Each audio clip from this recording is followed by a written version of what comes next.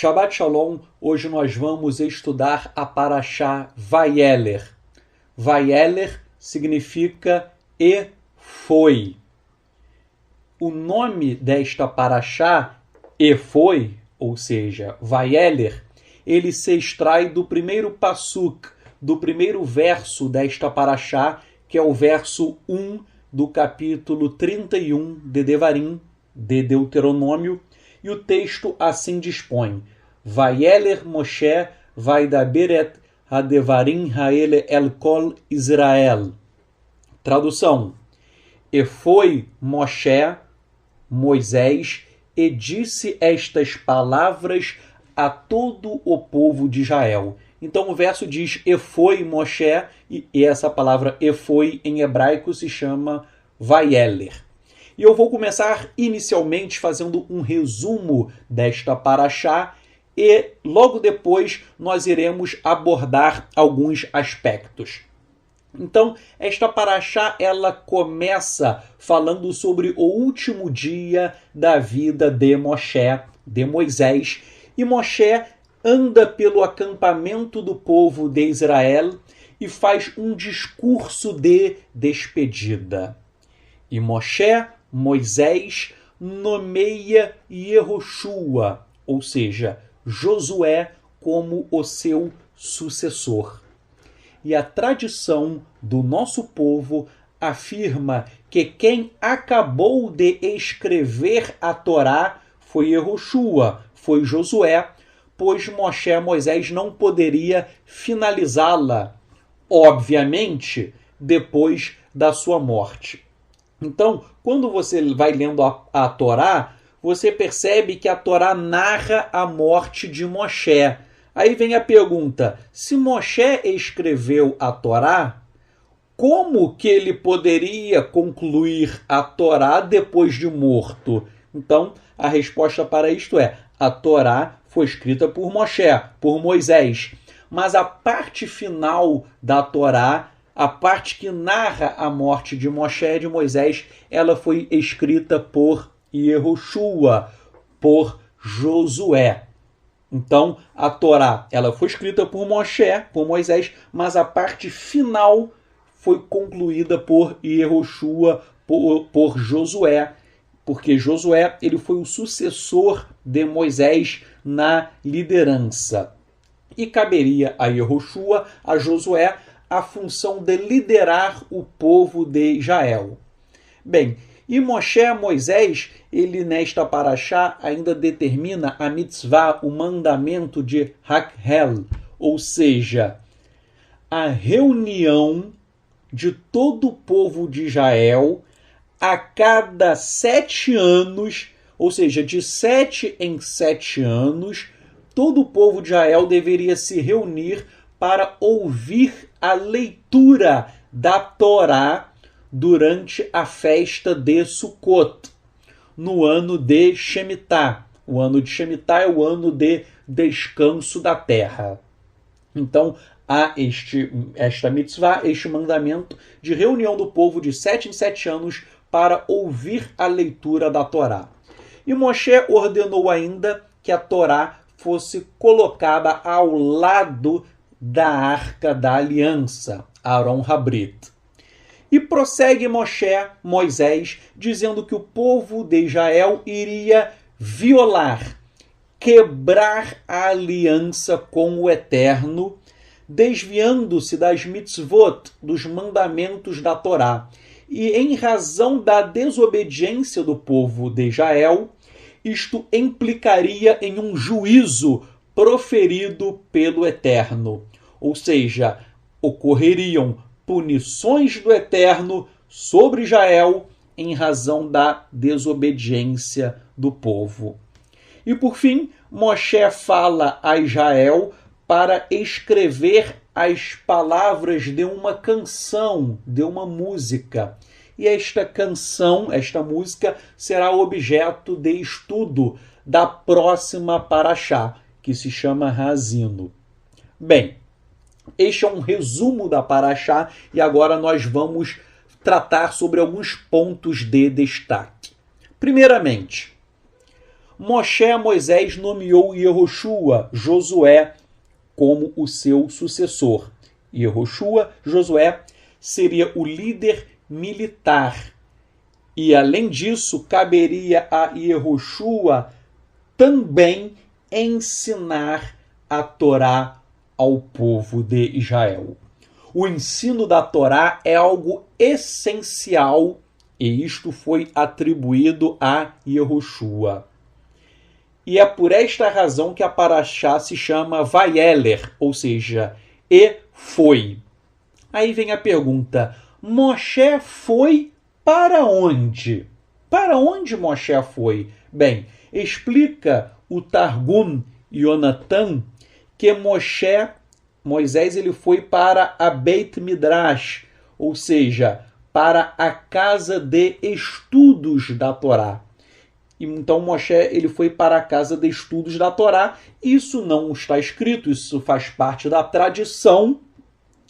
Porém, esta tradição consignada no Targum, ela possui uma simbologia muito interessante. Por quê? Porque isto aponta para o Mashiach. Por quê? Vejam, o sucessor de Moshe foi Yehoshua, Josué. E o nome do Salvador, Yeshua, é uma síncope, ou seja, um encurtamento do nome Yehoshua. Em outras palavras, o nome do Mashiach, o nome Yeshua, é o encurtamento do nome Yehoshua. Tal como, por exemplo, Carolina, eu posso encurtar o nome Carolina e formar o nome Carol. Então, Carol é o encurtamento do nome Carolina. Da mesma forma, Yeshua é o encurtamento, é uma síncope do nome Yehoshua.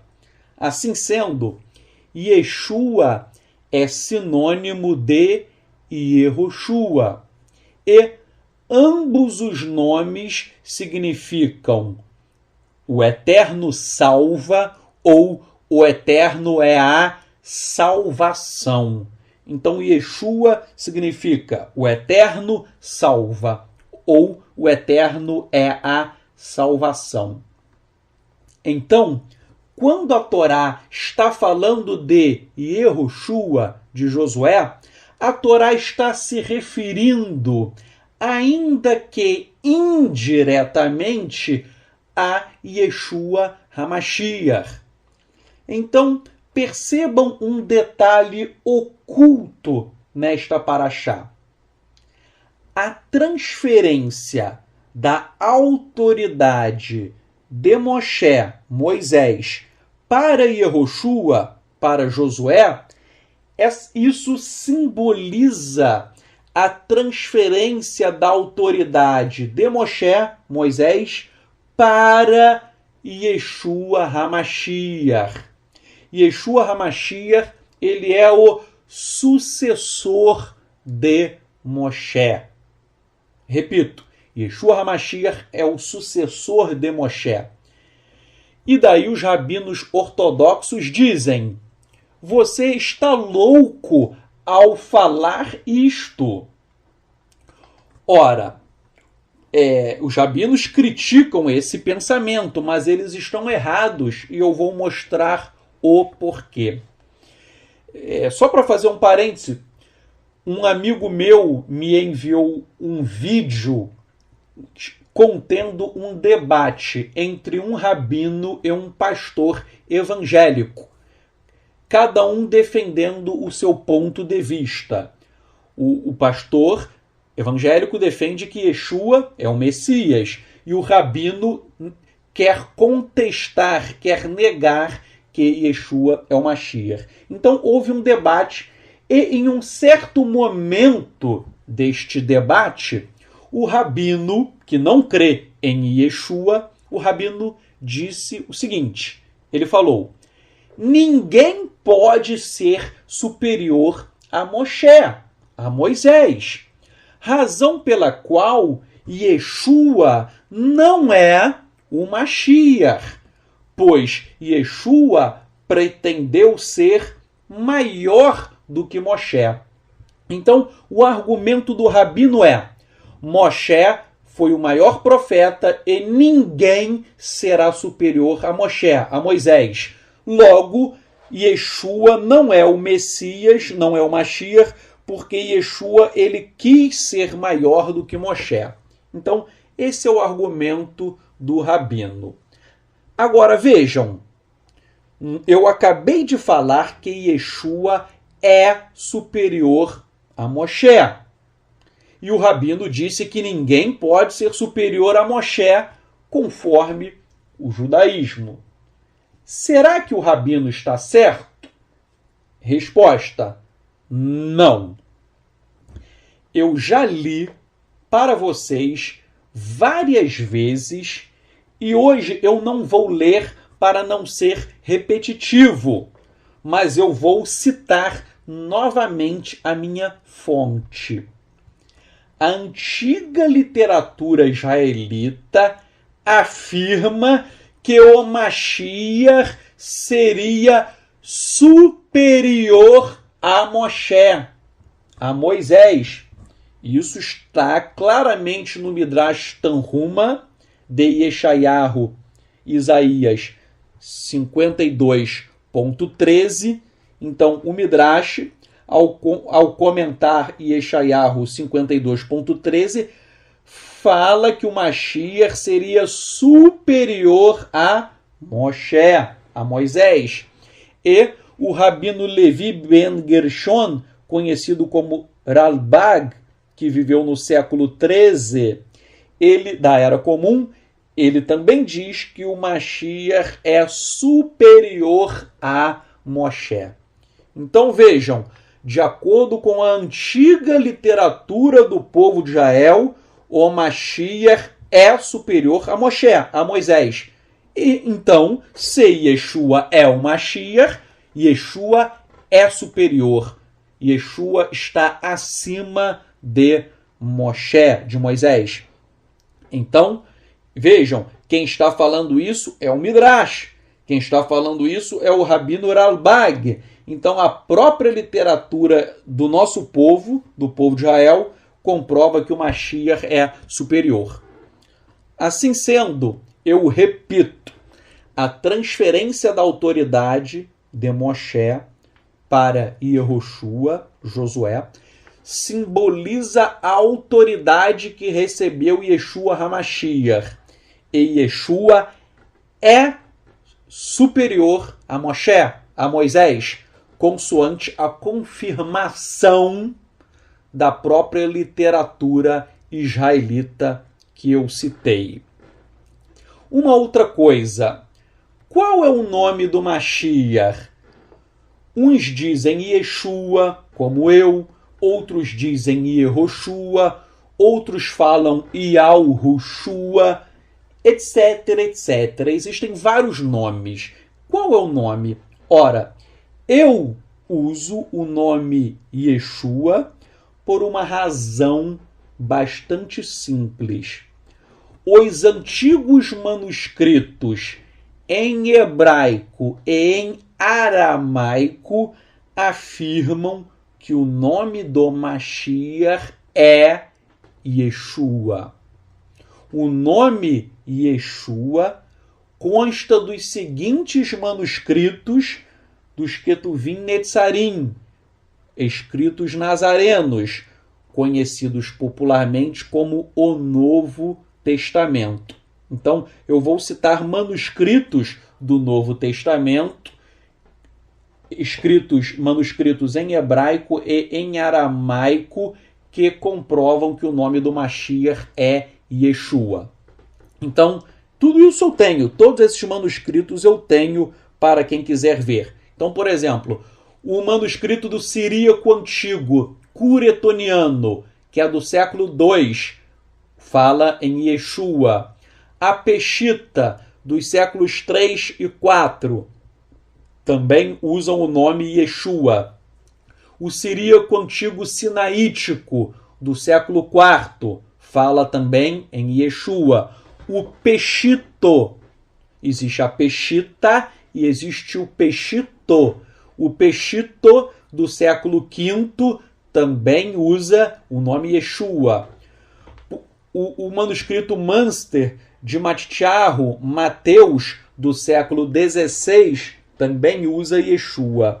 E os manuscritos em hebraico de Shantov e Duthier, eles usam às vezes Yeshua e às vezes eles usam o nome Yeshu, porque o nome Yeshu é o nome pelo qual os rabinos chamam Yeshua, para ofender Yeshua, e esses manuscritos são manuscritos rabínicos. Então, para ofender Yeshua, às vezes eles usam o nome Yeshu e às vezes eles usam o nome correto, que é Yeshua. Ou seja, todos esses manuscritos usam o nome Yeshua. E uma prova adicional está em uma antiga sinagoga nazarena em Sucia. É uma antiga sinagoga nazarena em que houve escavações arqueológicas e lá, eu tenho vídeo disso, está muito claro, lá consta uma frase em aramaico e consta expressamente que o nome do Mashiach é Yeshua. Então, existe prova arqueológica neste sentido. Percebam, eu não tenho nada contra quem usa outros nomes, pois o que realmente importa é observar os mandamentos do Eterno. Eu discordo de um movimento que existe por aí. Há um movimento por aí que diz o seguinte: quem pronuncia Yeshua ou Yahushua está automaticamente salvo. E quem pronuncia outro nome está automaticamente condenado. Ora, isto é uma heresia. Por quê? Porque a salvação de uma pessoa não depende da pronúncia de um nome em hebraico. A salvação, ela depende de quê? Da obediência às mitzvot, aos mandamentos do Eterno. Há pessoas que pronunciam Yeshua e são totalmente rebeldes à vontade do Eterno. Razão pela qual estas pessoas não herdarão o mundo vindouro, não herdarão Hayeolam, a vida eterna. Repito, o mundo vindouro, Hayeolam, a vida eterna, ela se conquista pela obediência à vontade do Eterno. E isso não tem nada a ver com a pronúncia de um nome. Você pode usar Yeshua, Yahushua, pode usar Jesus, pode usar Genésio. Você pode... As pessoas inventam vários nomes por aí. Agora, a mera pronúncia de um nome não vai te levar a lugar nenhum. O que vai te levar a algum lugar, ao mundo vindouro, é você obedecer à vontade do Eterno. Repito, há pessoas que usam o nome correto em hebraico, mas são pessoas ímpias, são pessoas que vivem em rebeldia contra o Eterno, razão pela qual estas pessoas serão condenadas. Prosseguindo, nesta paraxá nós lemos que existe a mitzvah de Hakhel, que é a reunião do povo de Israel a cada 7 anos para ouvir a leitura da Torá durante a festa de Sukkot, no ano de Shemitah, que é o ano do descanso da terra. E o verso 12 do capítulo 31 fala que a Torá deveria ser ouvida por todos os homens, mulheres, crianças e também pelos estrangeiros. E disto, nós extraímos várias lições. Primeira lição: se as mulheres tinham que ouvir a Torá, está dizendo que as mulheres teriam que ouvir a Torá. Se as mulheres teriam que ouvir a Torá, isto significa que as mulheres têm o dever de estudar e de conhecer a Torá. Eu estou dizendo isso pois atualmente o judaísmo ortodoxo ensina que as mulheres não têm que estudar a Torá. E eu discordo deles. Para mim, as mulheres têm que estudar a Torá sim. Não é à toa. Tanto é que o Eterno falou no capítulo 31, verso 12, que as mulheres deveriam, capítulo 31, verso 12, que as mulheres deveriam ouvir a Torá. Ouvir para quê? Para conhecer, para estudar. Então, as mulheres têm que conhecer e têm que estudar a Torá. Eu discordo do judaísmo rabínico que diz que as mulheres não precisam estudar. Vejam, no próprio Tanar, no Sefer Shoftim, no livro de Juízes, nós lemos que Débora, ou em português, Débora, ela era uma juíza em Israel. Ou seja, Débora foi uma mulher levantada pelo Eterno para liderar o povo e ensinar a Torá.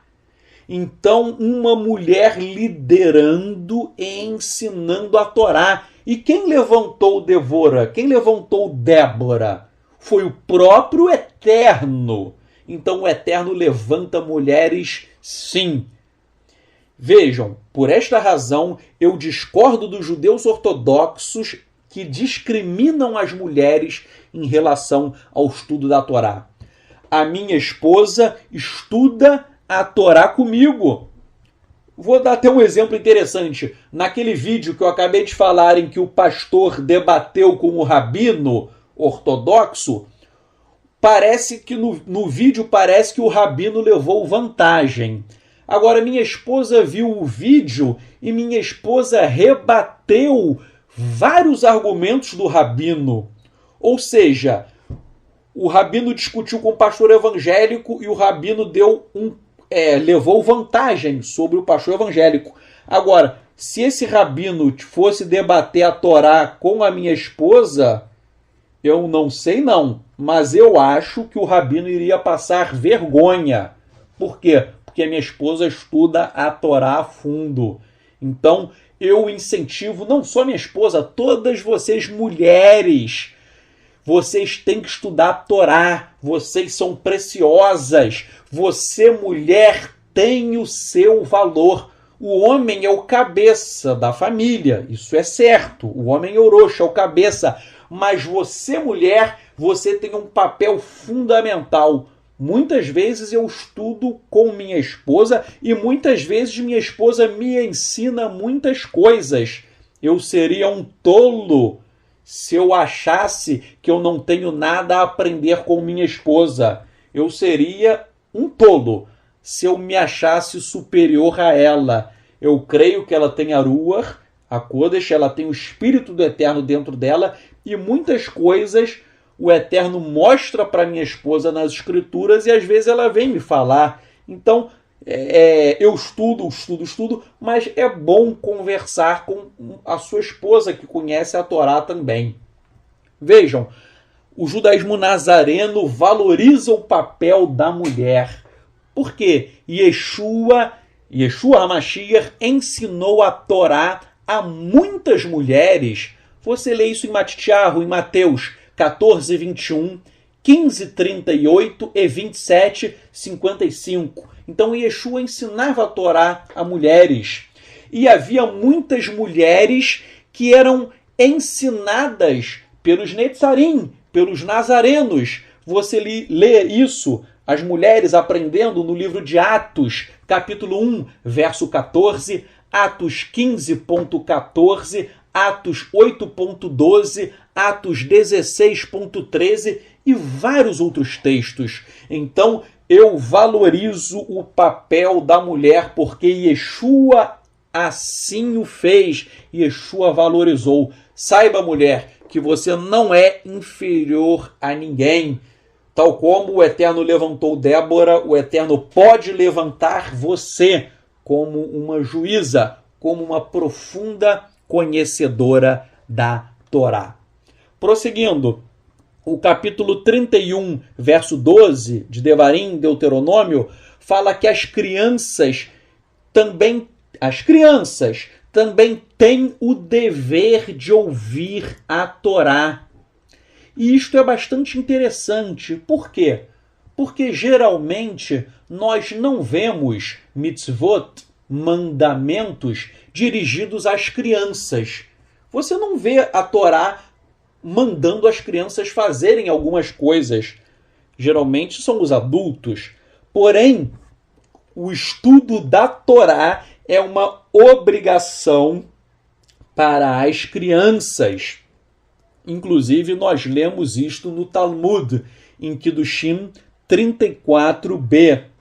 Então, você que é pai, você deve estudar a Torá, você que é mãe, mas você também tem o dever de ensinar a Torá aos seus filhos. Se você ensinar o temor ao Eterno é o princípio de toda a sabedoria. Se você ensinar os seus filhos a seguir a Torá do Eterno, com certeza os seus filhos serão pessoas maravilhosas. A criança hoje em dia fica só aprendendo besteira na televisão, na internet, no colégio. A criança tem que conhecer a Torá. E é interessante que as crianças aprendem muito rapidamente o Shema Israel. Eu já vi cada criancinha pequenininha.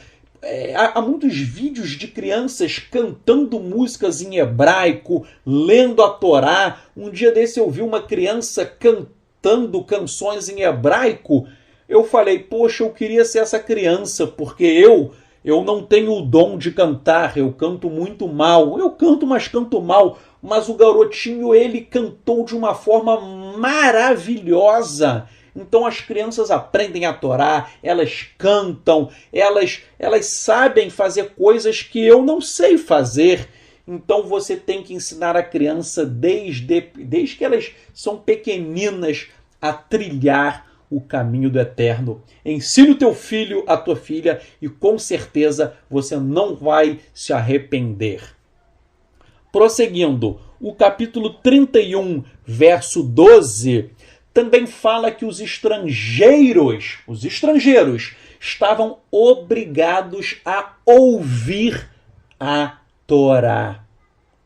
Percebam uma coisa, o judaísmo ortodoxo e o judaísmo messiânico afirmam que os gentios estão obrigados apenas a cumprir 7 leis, as chamadas leis noéticas.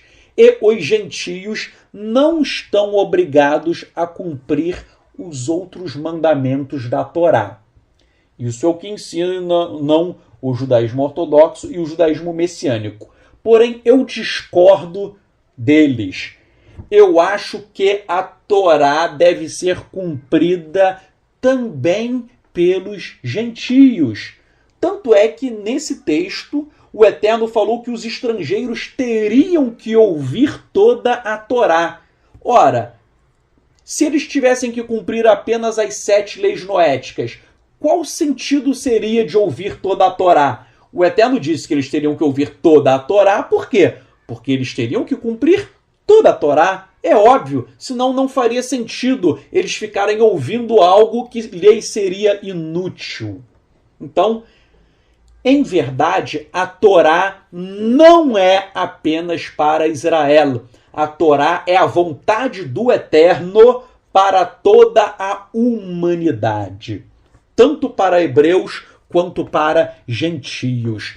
O Eterno determinou que os gentios ouvissem a Torá para que eles também pudessem cumpri-la. E há muitos textos dizendo que a Torá também deveria ser cumprida pelos gentios. Repito, há muitos textos dizendo que a Torá deveria ser cumprida pelos gentios. Por exemplo, Shemot, Êxodo, capítulo 12, versos 48 e 49. Bamidbar, Números, capítulo 9, verso 14. Bamidbar, Números, capítulo 15, versos 15 e 16. Vaikra, Levítico, capítulo 24, verso 22, etc, etc. Então, a Torá é algo maravilhoso. Se a Torá é tão boa assim, ela não é apenas para nós judeus, ela é para toda a humanidade. Vejam, a Mishnah em Pirkei Avot, capítulo 2, verso 7, diz o seguinte: quanto mais Torá, mais vida. Quanto mais estudo, mais sabedoria. Quanto mais conselhos, mais entendimento. Quanto mais caridade, mais paz. Aquele que conseguiu uma boa reputação ganhou-a para seu benefício próprio. Aquele que deu a si mesmo o conhecimento da Torá conquistou para si a vida no mundo vindouro, no Olam Rabá. Então, vejam, se a Torá está dizendo que quem conhece a Torá conquista o mundo vindouro, conquista a vida eterna, quem cumpre a Torá. Então, se a Torá dá a vida eterna, se a Torá é tão boa assim, é óbvio que os gentios devem cumprir a Torá. E Yeshua ensinou a Torá, Matitiahu, Mateus, capítulo 5, verso 17, Yeshua falou que ele veio para quê? Para cumprir, para explicar a Torá.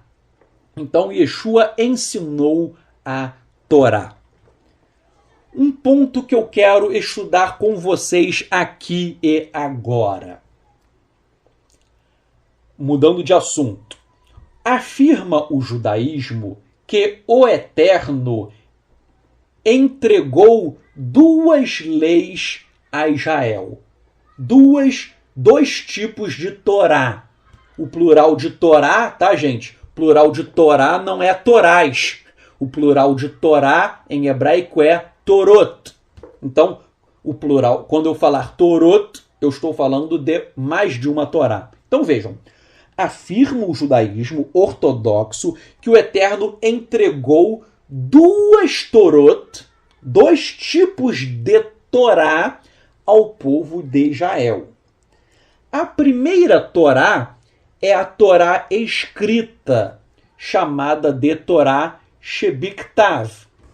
Ou seja, essa Torá escrita seriam os 5 livros de Moisés, os 5 livros de Moshe que você conhece. São os 5 primeiros livros da sua Bíblia. Então, são os 5 primeiros livros da Bíblia, seria a Torá escrita, Torá Shebiktav. Agora, diz o judaísmo ortodoxo que o Eterno entregou uma outra Torá oral, não escrita a Moshe, a Moisés. E essa Torá oral, ou lei oral, é chamada de Torá Shebeal-Peh. Então, diz o judaísmo ortodoxo que Moisés recebeu uma Torá oral e ele não escreveu aquilo que ele recebeu. É algo que, por isso que é a Torá oral, ele não escreveu e posteriormente, muito tempo depois, esta lei oral, ou Torá oral, ela foi escrita e se transformou no Talmud. Então, o Talmud, ele é esta Torá Shebeal-Peh, esta lei oral. E o judaísmo ortodoxo diz que o Talmud é divinamente inspirado, é a palavra inspirada pelo Eterno. Então, o judaísmo ortodoxo crê não só nas escrituras que nós conhecemos, que está no seu Tanar, ou seja, as primeiras escrituras, a tua Bíblia. Não só o que está na sua Bíblia, mas o judaísmo ortodoxo usa também o Talmud, dizendo que o Talmud é inspirado. E existem duas edições do Talmud. O Talmud Yerushalmi, Talmud que é chamado de Talmud de Jerusalém, que foi concluído no ano 350 depois de Yeshua, e o Talmud Bavli, que é o Talmud babilônico, que foi finalizado no ano 500 depois de Yeshua. Então, vejam, isso o judaísmo ortodoxo diz que o Talmud é inspirado. E vocês já perceberam que eu uso bastante o Talmud. Agora, pergunta-se, o Talmud é a palavra inspirada do Eterno? Resposta: não. Eu não creio que o Talmud seja a palavra inspirada do Eterno. Eu não creio. O Talmud é uma coleção de 73 livros e contém informações muito importantes. E é por isso que eu estudo o Talmud. Porém, o Talmud é um livro de origem humana. E o Talmud não é inspirado pelo Eterno. E eu vou provar isso para vocês aqui e agora. Então vejam, eu estudo o Talmud porque eu sigo o conselho do Rabino Shaul, Paulo. Paulo disse: examinai tudo e retende o bem. Então eu estudo tudo. Tudo eu estudo, mas eu vou absorver apenas aquilo que é bom. E existem coisas muito legais, muito boas no Talmud. Há ensinamentos fantásticos, mas também há algumas coisas no Talmud, algumas coisas das quais eu discordo. Então, eu concordo com algumas coisas e discordo de outras. Agora, a prova que o Talmud não é a palavra do Eterno, não é a lei oral, a Torá oral, a prova maior está nesta paraxá de hoje, que nós estamos estudando. Por exemplo, você vai para o capítulo 31, versos 9 a 12, está escrito: E Moisés escreveu esta Torá. Então está dizendo que há uma Torá, a palavra está no singular, há uma Torá, e Moisés escreveu esta. Ou seja, tudo está escrito. Não existe Torá oral, tudo foi escrito por Moshe. E o verso prossegue, dizendo que Moshe escreveu a Torá, só existe uma, e o Moshe deu aos Kohanim, aos sacerdotes, aos Levim, aos levitas, etc. Então, o texto fala que ele escreveu esta Torá, uma Torá. O verso 11 diz o seguinte: quando todo Israel vier a comparecer perante o Eterno teu Elohim, no lugar que ele escolher, lerás esta Torá. Novamente, é uma Torá só. Por quê? Porque tudo está escrito. Mais uma vez, não há Torá oral. E o verso 12 diz assim: ajunta o povo, os homens, as mulheres, os meninos, os estrangeiros, que estão dentro das tuas portas, para que ouçam e aprendam e temam ao Eterno, o vosso Elohim, e tenham cuidado de fazer todas as palavras desta Torá, uma Torá só. Então, o texto está dizendo que está tudo escrito, não tem nada oral. O que Moshe recebeu, ele realmente escreveu. Tudo que o Moshe recebeu, ele escreveu. Então, os textos desta paraxá são claríssimos no sentido de que o povo deveria obedecer apenas o que está escrito. E há um outro texto que confirma isto. Devarim, Deuteronômio, capítulo 30, verso 10, está escrito assim: quando deres ouvidos à voz do Eterno, o teu Elohim, guardando os seus mandamentos e os estatutos escritos neste livro da Torá. Então fala que é para você guardar os mandamentos e os estatutos. Quais?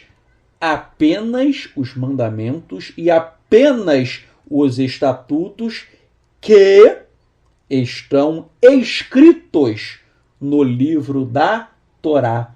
Então, o que está na tua Torá escrita, você deve obedecer. O que não está escrito, você não deve obedecer. Então, só isso já derruba o argumento do judaísmo ortodoxo no sentido da existência de uma lei oral. E existem vários outros argumentos comprovando que está equivocada a ideia de que existe uma lei oral inspirada pelo Eterno. Primeiro argumento: a lei oral não é mencionada sequer uma vez no Tanar. Você pode ler todas as escrituras e em nenhum lugar está escrito Torá Shebel Peh. Os rabinos falam, a Torá oral é a Torá Shebel Peh. Isso não está escrito em nenhum lugar aparece a palavra Torá Shebel Peh, ou seja, Torá oral. Esse é o primeiro argumento. Segundo argumento, nem Yeshua e nem os seus discípulos falaram expressamente sobre a existência da lei oral. Eles não falaram nada. Terceiro argumento, quando o Eterno ordenou a Moshe que subisse ao Monte Sinai para receber as tábuas, o Eterno disse, Moshe, suba ao monte, venha até a mim e fique aqui, e eu lhe darei as tábuas de pedra com a Torá e os mandamentos que eu escrevi para a instrução do povo. Isso está em Shemot, Êxodo 24:12. Então, o Eterno fala que Moisés iria receber tudo que está escrito. E, mais uma vez, nenhuma menção é feita à lei oral. Quarto argumento contra a lei oral.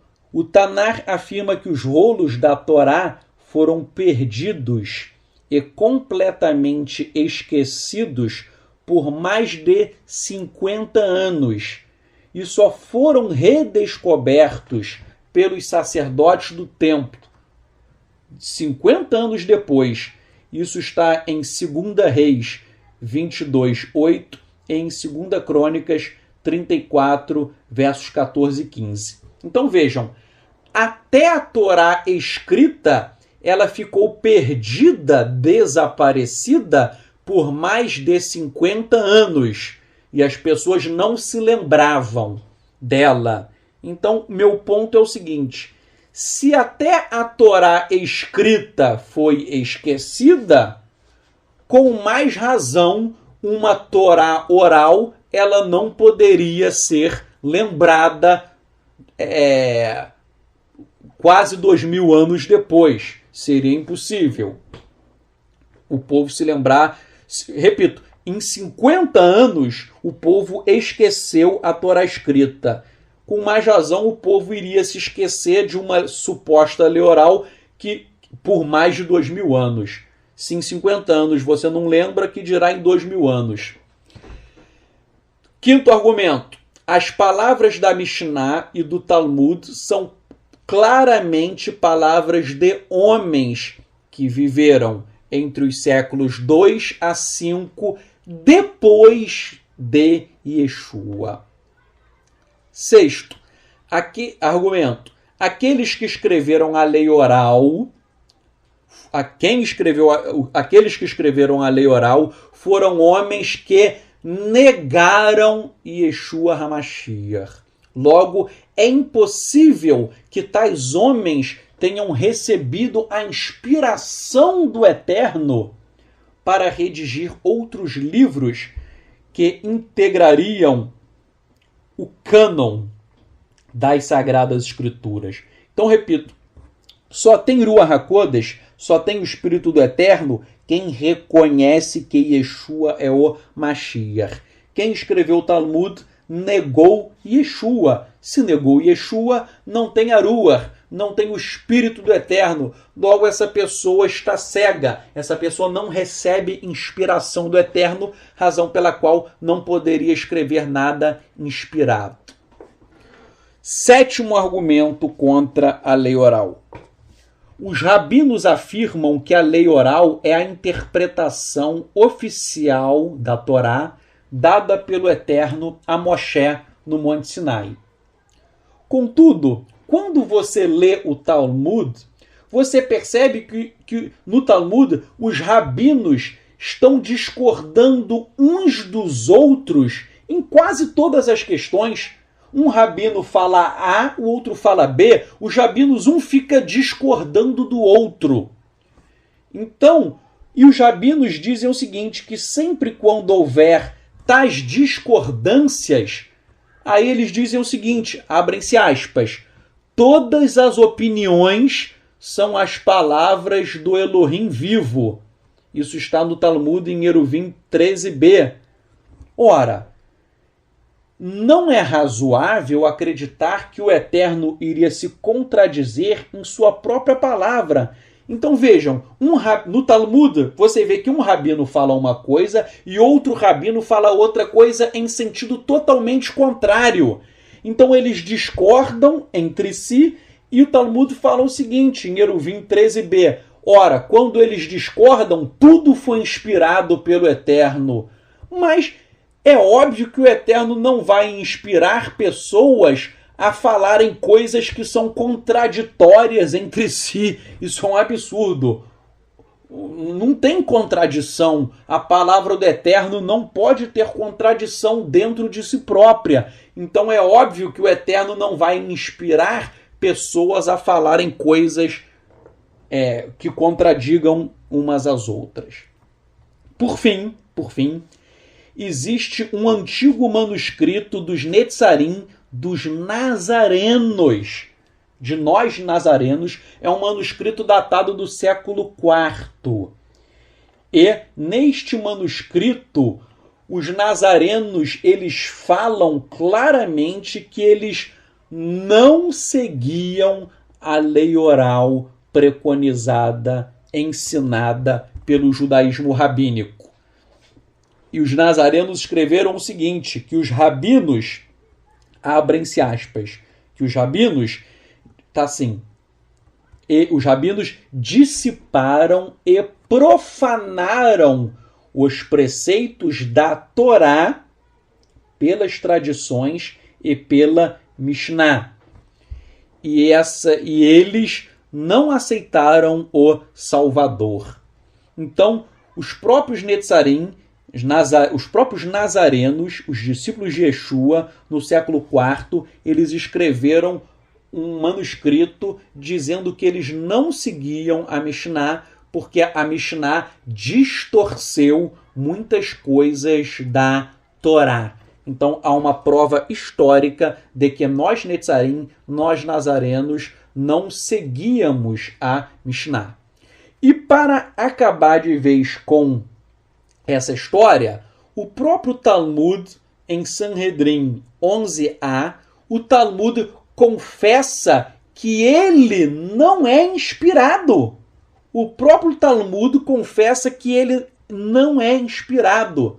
Está escrito o seguinte, em Sanhedrin 11a, nossos sábios ensinaram, desde a morte dos últimos profetas, Hagai, Zechariah, Malachi, ou seja, em português, Ageu, Zacarias e Malaquias, Ruach HaKodesh, o Espírito do Eterno, se apartou de Israel.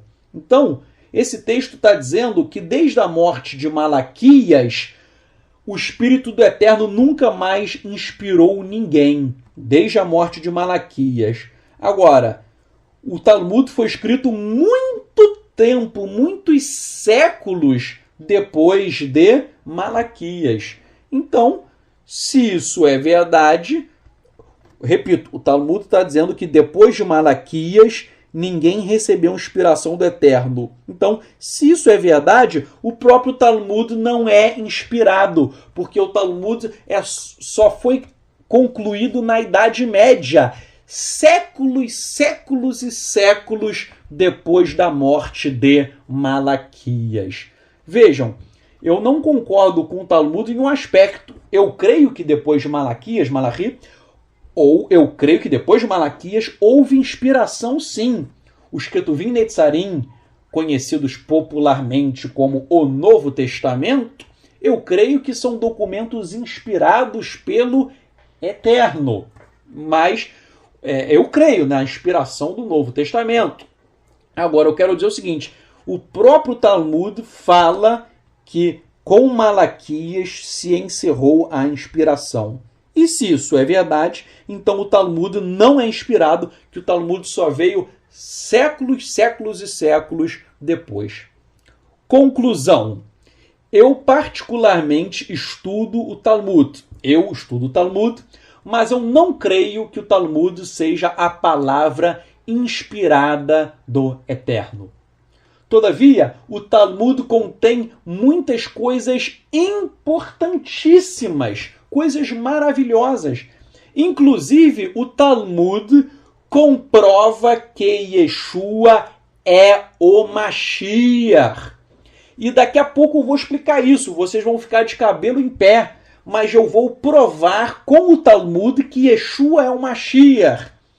Só para adiantar o que eu vou falar daqui a pouco, existem rabinos ortodoxos que nunca tiveram contato com o cristianismo, que nunca leram o Novo Testamento. E eles passaram a crer em Yeshua lendo o Talmud, porque o Talmud prova que Yeshua é o Mashiach. Isso nós vamos ver daqui a pouco. O estudo hoje eu vou me alongar, eu vou ter que me alongar um pouquinho mais, mas é algo importantíssimo, vocês vão ficar de cabelo em pé com algumas informações que eu vou trazer aqui em primeira mão. Então, só para finalizar essa paraxá e partir para essa parte que você vai ficar todo arrepiado, eu creio que você vai ser tocado pelo Eterno. Então, só para eu concluir, a gente vai analisar isso. Vejam, Moshe profetizou que Israel iria quebrar aliança com o Eterno e receberia juízo do Eterno.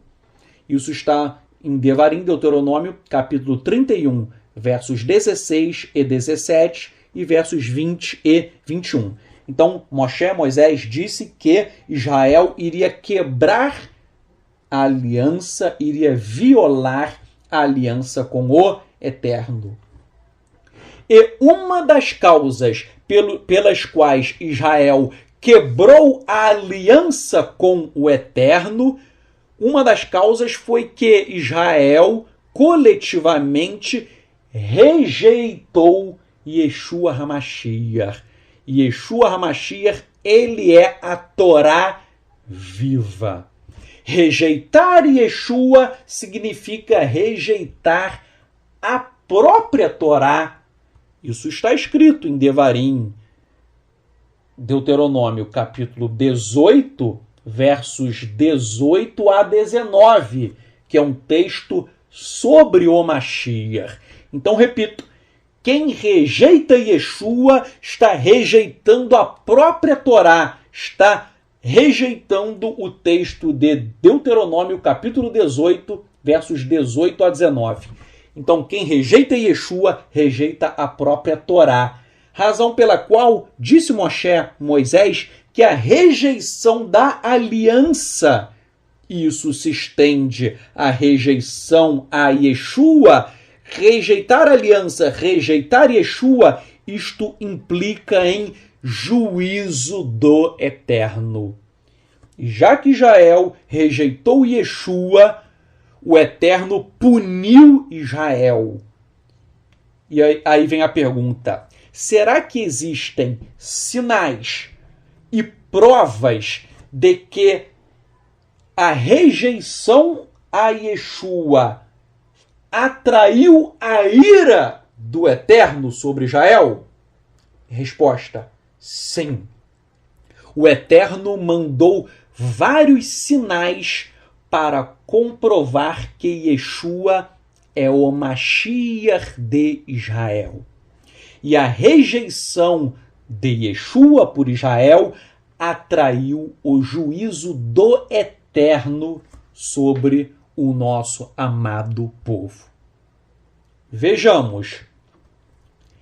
Há uma prova histórica no Talmud, eu vou ler daqui a pouco, há uma prova histórica de que depois da morte de Yeshua HaMashiach, o Eterno nunca mais aceitou o sacrifício de animais no templo, no Beit HaMikdash. O templo existia, o templo funcionava, mas desde o dia que Yeshua morreu, nunca mais o Eterno aceitou o sacrifício de animais. E eu vou ler o Talmud daqui a pouco. Vejam, o Talmud ele relata que o sistema sacrificial foi alterado por volta de 40 anos antes de o templo ser destruído. Isto é, exatamente quando ocorreu a execução, a morte de Yeshua HaMashiach. Eu vou ler Yomá 39a e 39b, que é um tratado do Talmud. Está escrito assim, abrem-se aspas. Nossos rabinos ensinaram que ao longo dos 40 anos em que Shimeon Hatzadik serviu, o tecido vermelho se tornou branco. Daquela época em diante, ele às vezes ficava branco e às vezes não. Ao longo dos últimos 40 anos, antes de o templo ser destruído, o tecido vermelho nunca mais ficou branco. Fecham-se aspas. Vejam, o que o Talmud está querendo dizer? O Talmud explica que o Cohen Agadol, o sumo sacerdote, quando ele ia sacrificar um cordeiro, ele amarrava no chifre do cordeiro um tecido vermelho. Ele amarrava um tecido vermelho no chifre do cordeiro e ele ele executava o cordeiro em sacrifício e oferecia ao Eterno. Quando o Eterno aceitava o sacrifício, de forma sobrenatural, o tecido vermelho ficava branco. E então, vejam, o sacerdote, o Cohen Agadol, o sumo sacerdote, pegava um cordeiro, amarrava um pano, um tecido vermelho no chifre e fazia o sacrifício.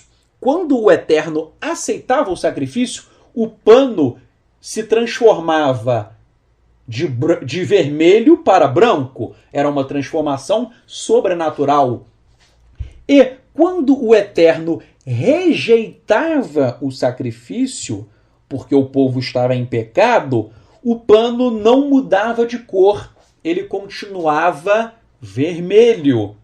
Agora, esse texto que eu acabei de ler, ele fala que desde os 40 anos antes do templo ser destruído, ou seja, o templo foi destruído no ano 70. 70 menos 40, chegamos ao ano 30, que é o ano da morte de Yeshua. É porque há uma variação no calendário. Então, Yeshua morreu no ano 30. Então, esse texto do Talmud, ele está dizendo que desde o ano 30, desde o ano da morte de Yeshua, o pano nunca mais se transformou de vermelho para branco. Ou seja, o Eterno nunca mais aceitou o sacrifício de animais para expiação de pecados. O Eterno nunca mais aceitou os sacrifícios de animais. Por quê? Porque a partir da morte de Yeshua, somente a capará, somente a expiação pelo sangue de Yeshua HaMashiach. Então o Eterno nunca mais aceitou o sacrifício, porque agora só vale o sangue de Yeshua. Logo, o próprio Talmud comprova o meio sobrenatural usado pelo Eterno para demonstrar que o Eterno não mais aceitava o sacrifício de animais. O Eterno não queria mais sacrifício de animais. Por quê? Porque o Cordeiro de Elohim, que tira o pecado do mundo, que é Yeshua HaMashiach, ele já tinha sido sacrificado. Então esta passagem do Talmud, ela prova que Yeshua é o Mashiach do nosso povo. Isso é uma prova cabal. Os rabinos, quando eles leem isso, eles se calam, porque essa passagem é a prova de que Yeshua é o Mashiach. E o Eterno é tão bom que o Eterno não deu apenas esta prova, o Eterno deu várias outras provas, e eu vou narrar uma a uma. Vejam, vou narrar outras provas. Você lembra que Yeshua profetizou que ele iria morrer, e Yeshua disse que não restaria pedra sobre pedra do templo. Ou seja, o Beit HaMikdash, o templo, ele seria destruído.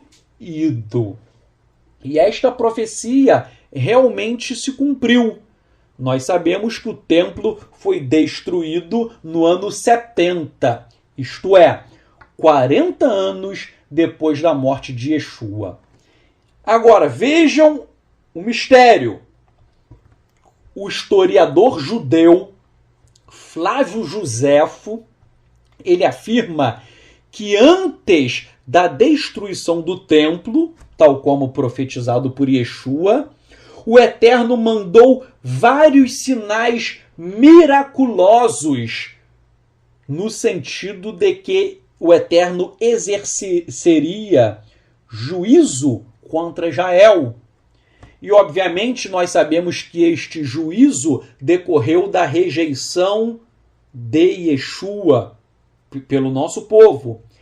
E agora eu vou narrar vários sinais que foram mandados pelo Eterno a partir da morte de Yeshua. Yeshua morreu e o Eterno mandou esses sinais, e todos esses sinais estão descritos na obra do historiador judeu Flávio Joséfo.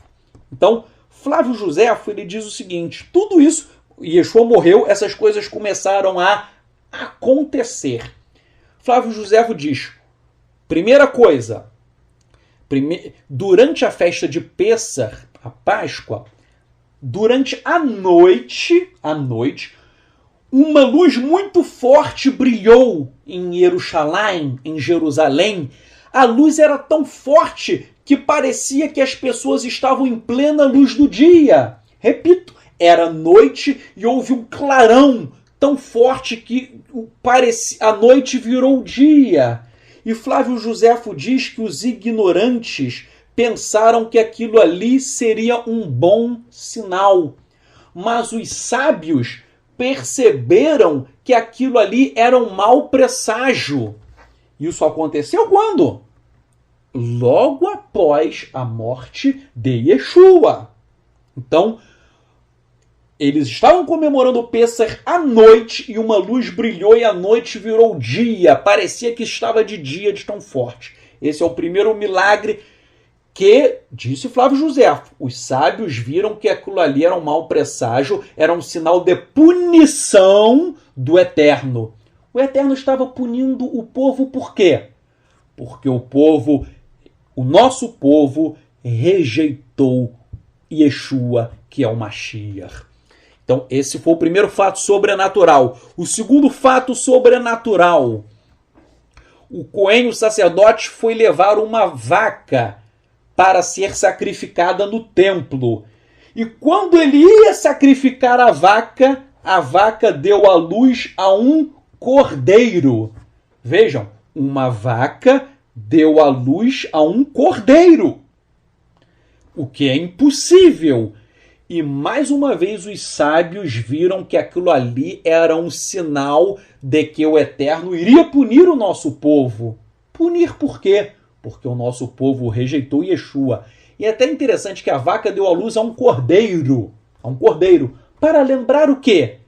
Que existe um cordeiro só. O cordeiro de Elohim que tira o pecado do mundo, que se chama Yeshua HaMashiach. O terceiro fato sobrenatural, que é narrado por Flávio Josefo e também consta no Talmud em Yomá 39b. Está em Josefo e no Talmud. Vejam, a porta do templo era uma porta muito pesada. E eram necessários mais de 20 homens para abrir a porta do templo com muita dificuldade. A porta era tão pesada que você precisava de 20 homens fortes para abrir a porta. E mesmo assim era difícil. Pois bem, a porta do templo estava fechada com fechaduras e com ferrolhos. Estava totalmente fechado, não tinha como abrir aquela porta, porque, eu repito, havia fechaduras e ferrolhos. E o que aconteceu?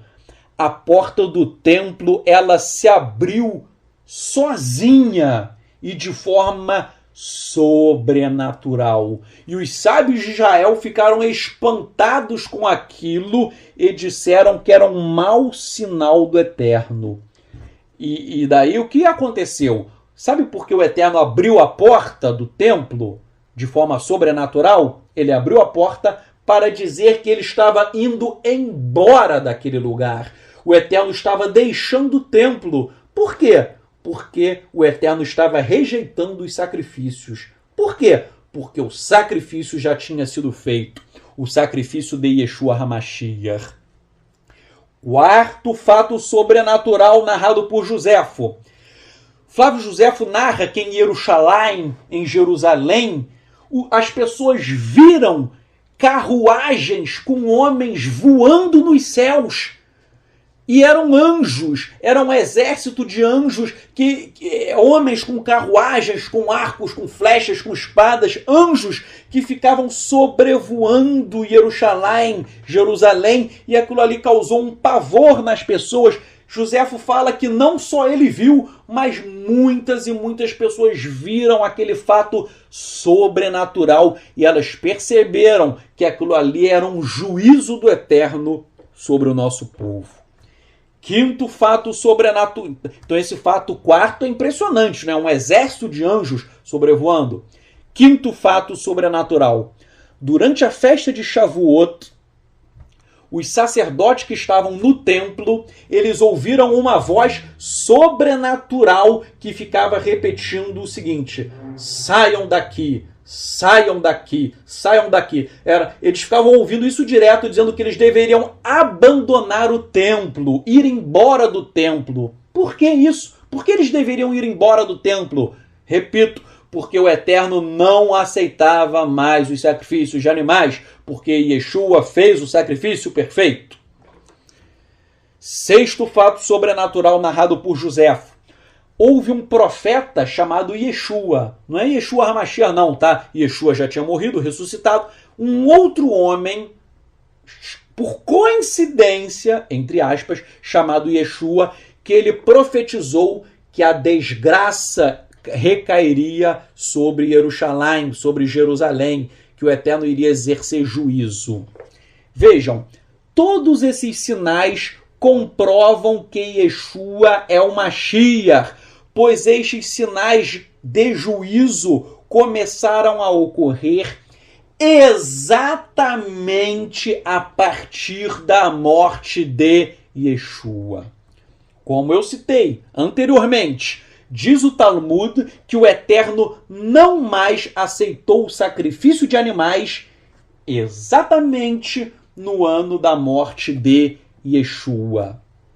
Se não bastasse, os Ketuvim Netzarim, o Novo Testamento diz que quando Yeshua morreu, a cortina, conhecido como véu, o véu do templo se rasgou. Isso está no Novo Testamento. Yeshua morreu e a cortina, o véu do templo se rasgou. Pois bem, isso está no Novo Testamento. Será que isso é verdade? Vejam, a cortina do templo era tão grande, tão pesada, que alguns judeus dizem que eram necessários 300 homens para manipular a cortina. E esta cortina se rasgou com a morte de Yeshua. Isso está nos relatos de Jerônimo, em que ele colheu informações antigas de judeus e consignou que realmente esse fato ocorreu. A cortina do templo, que era uma cortina, vejam, uma cortina impossível de ser rasgada, uma cortina, queridos, 300 homens para carregar a cortina, é porque a cortina era muito grande e muito pesada. Dizem que a cortina era muito grossa. Eu esqueci o número de palmos, mas era uma cortina com vários palmos de espessura. Ela era muito grossa e era muito grande, 18 metros. Então ela era pesadíssima, era impossível ela se rasgar. E há relatos históricos que realmente ela se rasgou desde em cima até embaixo, o que comprova o Novo Testamento. Outra coisa, o Talmud, no Tratado de Shabat 15a, ele fala que 40 anos antes da destruição do templo, ou seja, exatamente no ano da morte de Yeshua, exatamente no ano da morte de Yeshua, nós sabemos que o Sanhedrin, o Sinédrio, condenou Yeshua injustamente. Então o Sinédrio condenou Yeshua injustamente e o Talmud, em Shabat 15a, fala que 40 anos antes da destruição do templo, ou seja, no ano da morte de Yeshua, exatamente no ano da morte de Yeshua, sabe o que aconteceu? O quê? O Sinédrio que condenou Yeshua, ele foi banido de sua localização do templo. Ele tinha uma localização privilegiada no templo e ele foi banido dali. Alguns dizem que é por conta daquele terremoto que aconteceu quando houve a morte de Yeshua. Então, por que o Sinédrio foi expulso dali de forma sobrenatural? Será coincidência? É claro que não. Isso aconteceu por conta de que o Sinédrio condenou injustamente Yeshua. Então, esse é o 8º fato sobrenatural. E o 9º fato sobrenatural é o seguinte. Flávio Joséfo fala que 40 anos antes da destruição do templo, ou seja, o ano da morte de Yeshua, a menorá, que ficava no templo, a menorá é o que em português as pessoas chamam de candelabro, mas a menorá, ela começou a se apagar sozinha. Os sacerdotes acendiam a menorá e a menorá se apagava. Ela não ficava mais acesa.